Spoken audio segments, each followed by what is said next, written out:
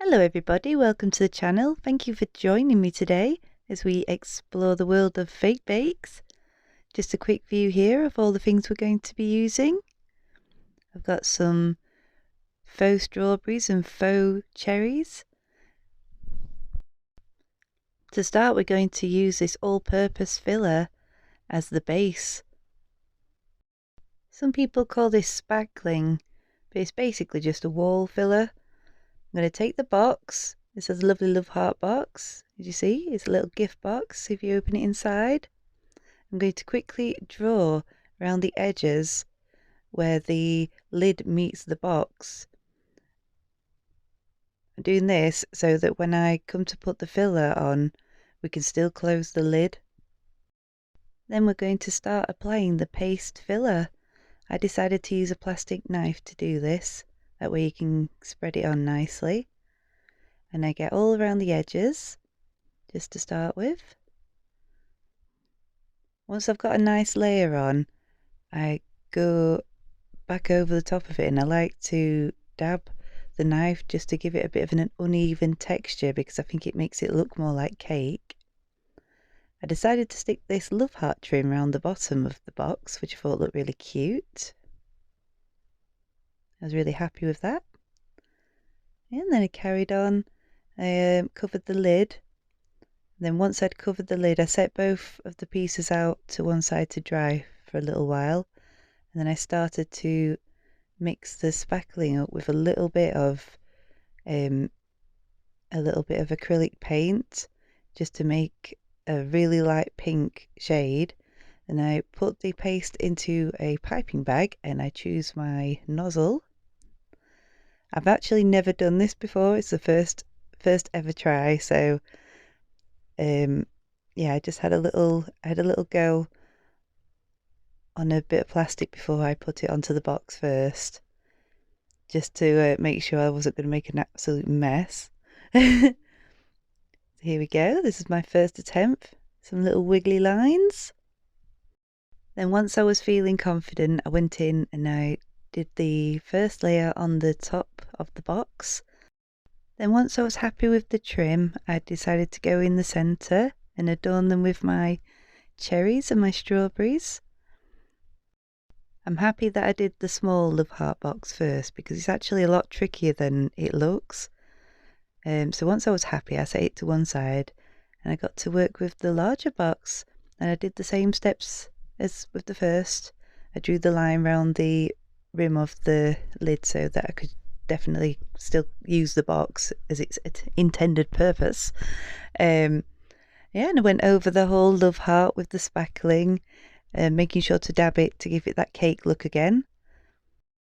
I think for this one it would have been a good idea to paint the lid first because it was quite difficult to get a good coverage on it. Then once I was happy, I did the same again.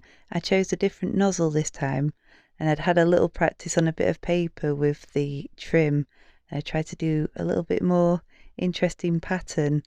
I was really happy actually with how this big one turned out. It's actually my favourite. And instead of just doing one, centerpiece, I decided to do it in 3 parts. And again, I adorned them with my cherries and my strawberries. I did actually add a few more little bits and pieces to this as well. I added some little bows and some little roses that I had, and I was really, really happy with it. I also found this bit of beading that I had in my craft box. I thought, oh, that's perfect, and it looks so lovely. It looks really effective once it was finished. I decided to go back round again with the trim on this one, just to make it look a little bit more bolder and make it stand out a little bit more, and I'm really happy that I did because it looked really nice. Definitely have a practice on a piece of card first before you go in with the trim.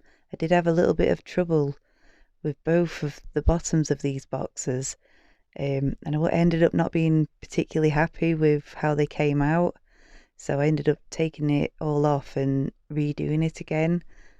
But it all worked out well in the end. What I found helped, quite a helpful thing to do, was to add a little bit of PVA glue to the spackling mix and mix it in well, and then I realized it came out a lot nicer when I was trying to do the piping. So yeah, it all worked out well in the end, and I was really happy with how they turned out. It was like, this is my first attempt. I've never done this before.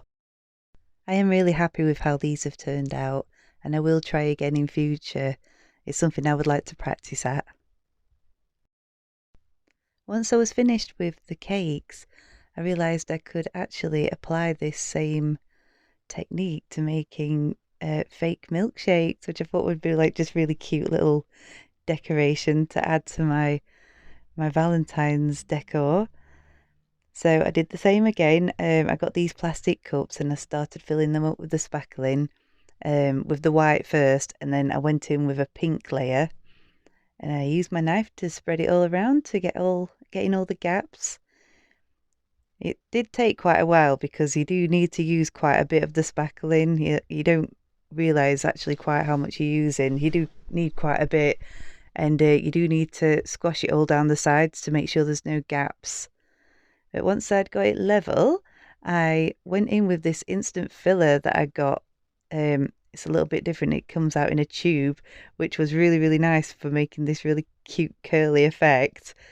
Yeah, to make it look like it was whipped cream on top. So yeah, I was really happy with that. I thought it looked really, really cute. So I laid it all up to get it nice and thick on the top, and then I adorned the top with my faux cherries and faux strawberries, and I added a little straw as well. Look how cute they are! It's a short but sweet video, guys, but I hope you enjoyed it, and I hope that it inspires you to create your own. Thank you so much.